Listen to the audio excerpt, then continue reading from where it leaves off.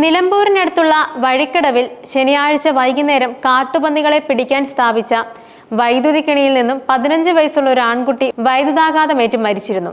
അപകടത്തിൽ മറ്റ് 2 ആൺകുട്ടികൾക്കും പരിക്കേൽക്കുകയുമുണ്ടായി.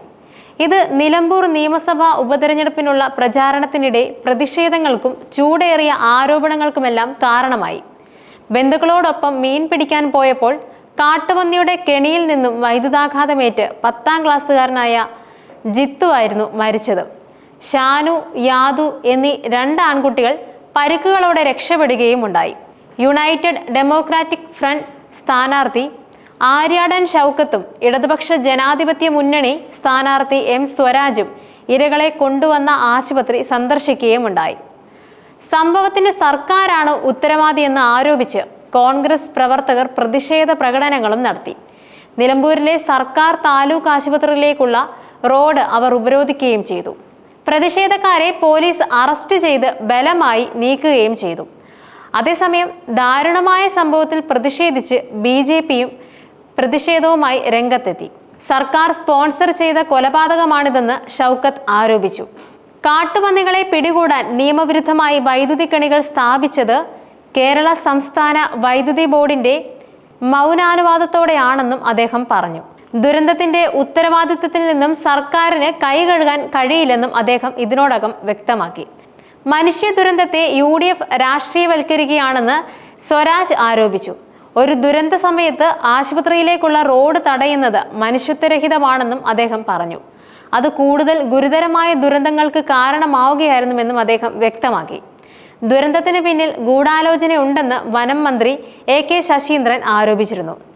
ദുരന്തത്തിന് തൊട്ടു പിന്നാലെ നിലമ്പൂരിലെ ജനങ്ങൾ ഇക്കാര്യം അറിയുന്നതിന് മുമ്പ് തന്നെ ശനിയാഴ്ച വൈകുന്നേരം മലപ്പുറത്ത് പ്രതിഷേധം നടന്നിരുന്നുവെന്നും അദ്ദേഹം പറഞ്ഞു. അതേസമയം അപകടവുമായി ബന്ധപ്പെട്ട് 2 പേരെ പോലീസ് അറസ്റ്റ് ചെയ്തിരുന്നു. പിടിയിലായവർ KCB ലൈനിൽ നിന്നും മോഷ്ടിച്ച വൈദ്യുതി ഉപയോഗിച്ച് കെണിയൊരുക്കി കാട്ടുപന്നികളെ കൊല്ലുന്നത് പതിവായി ചെയ്തിരുന്നതായും പ്രദേശവാസികൾ പറയുന്നുണ്ട്. ദുരന്തത്തിന് പിന്നിൽ രാഷ്ട്രീയ ഗൂഢാലോചനയുടെ സാധ്യതയുണ്ടെന്ന് CPIM സംസ്ഥാന സെക്രട്ടറി MB ഗോവിന്ദനും ആരോപിച്ചു. ദുരന്തത്തിൽ UDF നേതാക്കളുടെ പങ്ക് പരിശോധിക്കണമെന്നും അദ്ദേഹം ഇതിനോടകം വ്യക്തമാക്കി. സർക്കാരിനെതിരെ തിരിയാനുള്ള മനഃപൂർവമായ നീക്കമാണിതെന്നും അദ്ദേഹം പറഞ്ഞു. പ്രതികളുടെ കോൾ ഹിസ്റ്ററി പരിശോധിക്കണമെന്നും ഇത് UDFന്റെ രാഷ്ട്രീയ പാപ്പരത്തമാണെന്നും അദ്ദേഹം ആരോപിച്ചു. എന്നാൽ ഈ വിഷയത്തിൽ വിശദീകരണവുമായി KCB എത്തി. KCBയുടെ സിംഗിൾ ഫേസ് ലൈനിൽ നിന്നും തോട്ടി ഉപയോഗിച്ച് നേരിട്ട് വൈദ്യുതി മോഷ്ടിച്ചെടുക്കുകയായിരുന്നുവെന്നും അധികൃതർ അറിയിച്ചു.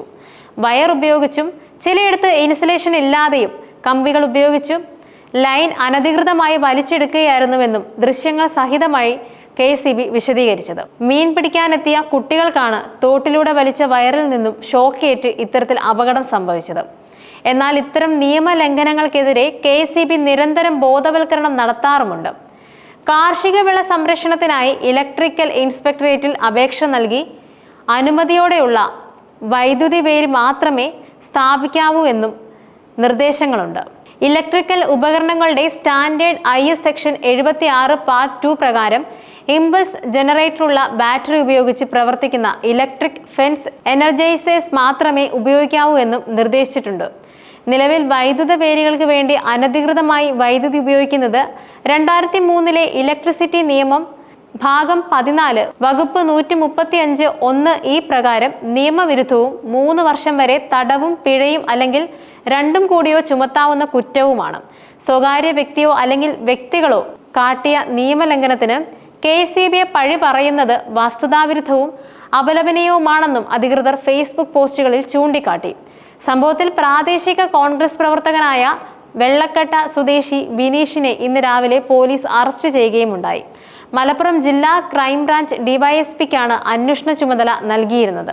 പിടിയിലായ ബിനീഷ് അനധികൃതമായ വൈദ്യുതി എടുത്തത് പന്നിയെ വേട്ടയാടാനാണെന്നും ഇയാൾ ഇതിനു മുമ്പും പന്നിയെ വേട്ടയാടി ഇറച്ചി വിൽക്കാറുണ്ടായിരുന്നുവെന്നും കണ്ടെത്തി.